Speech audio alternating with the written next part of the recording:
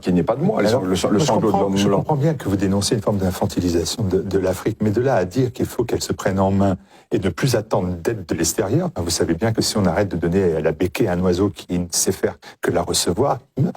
Non, mais l'Afrique, les Africains sont capables de vivre. Les Africains, à travers le temps, à travers l'histoire, ont montré qu'ils avaient traversé diverses épreuves. Le problème, c'est que nous avons imposé un mode de développement à l'Afrique. C'est cela. Développement, ce n'est pas la coopération. Quand De Gaulle a donné l'indépendance à ces pays africains, il ne leur a jamais promis le développement. Il leur a promis la coopération. Or, la coopération s'est transformée en développement. Qui dit développement par rapport à nos modèles.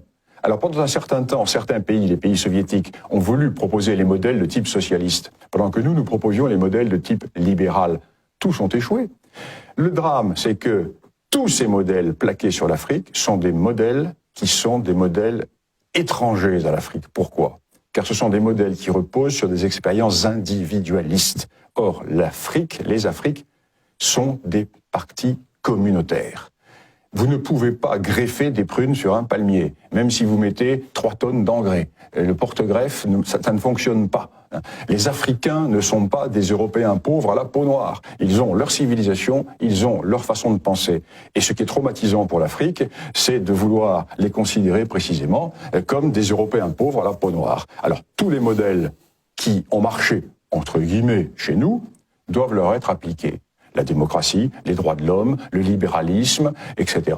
Eh bien, on va à l'échec. Car le problème de l'Afrique, c'est cela. C'est pas l'économie, ce n'est pas le manque de développement, c'est un problème d'ordre psychologique, sociologique, culturel et surtout un modèle d'arrogance intellectuelle que nous avons avec notre européocentrisme, né dans ce petit cap de l'Europe qui représente géographiquement le 20e de la planète ou le 30e de la planète, peuplé par le 10e de la planète et qui prétend vouloir donner des leçons au monde entier, aussi bien à Poutine qu'aux Chinois qu'aux Africains. Eh bien non.